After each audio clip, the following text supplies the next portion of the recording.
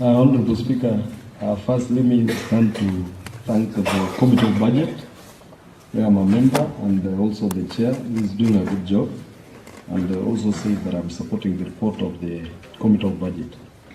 But I'm wondering, Honorable Beatrice, even if you give him another chance again, he will change. She's been changing since last week. She has just finished now to change, and I support. That's your comment. Don't worry. Chair budget is taking your note. I supported that. I supported that the chair budget also takes care of the changes of Honorable Beatrice, so that she can be comfortable. Honorable Speaker, I also want to support the report first, and also inform the chair budget that as long as he has carried over the projects which have been done, done by contractors, Honorable Speaker, he forgot also to carry forward the project from my ward, the chair budget. There is a project by the name Moracha Dispensary Road of 3.4 million 86,380 shillings. Make sure it's carried forward along others which have been carried forward for them to be paid, Honorable Speaker. Honorable Speaker, somebody mentioned about the FIF Act and the KTRH Act that I promised to bring to this Honorable House, Honorable Speaker. I left that in the budget to be done. I promise, Honorable Speaker, that next week I'll table the document so as we go to recess, Honorable Speaker, the various committees to talk about the Act. When we come back, Honorable Speaker, we pass the report, Honorable Speaker. Honorable Speaker, Honorable Lillian God asked about the FGM, about the sanitary free pads which are given to schools. We talked to His Excellency the Governor. He promised that let him be finished with the milk factory. He will do something to bring up a processing plant, maybe in one of our VTCs, so that we can produce our own sanitary pads and give to our students and Kinamama. So His Excellency is up about it, Honorable Speaker. And also, Honorable Speaker, I also want to inform members that we are up and running as a county, Honorable Speaker. You saw, like I saw yesterday, Honorable Barre, Honorable Bouse, Honorable Mukaya, they were on media, Honorable Speaker. Honorable Boss was giving his 30 roads that he gave, Honorable Speaker, to be done. And when you calculate, Honorable, I was sharing with my good friend, Honorable Barre, this morning, that 30 roads, when if you calculate 2 kilometers per load, that is already 60 kilometers.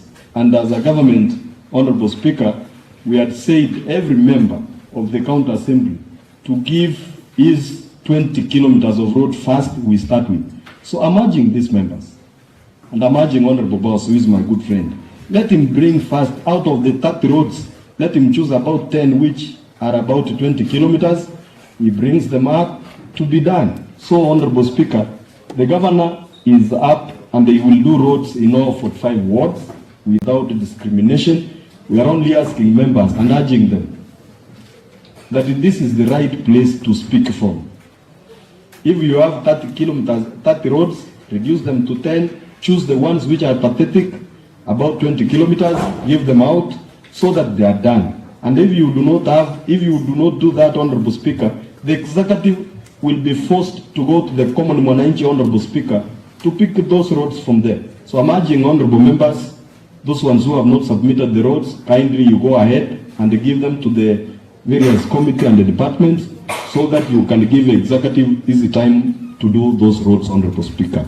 And I'm urging members that, Honorable Speaker, there is no ward in Kisii County out of the 45 wards which will be left out from the roads, Honorable Speaker. So Oyagi and others, Honorable Speaker, your interest will be taken care of, and we have to make sure that people get equal services, Honorable Speaker.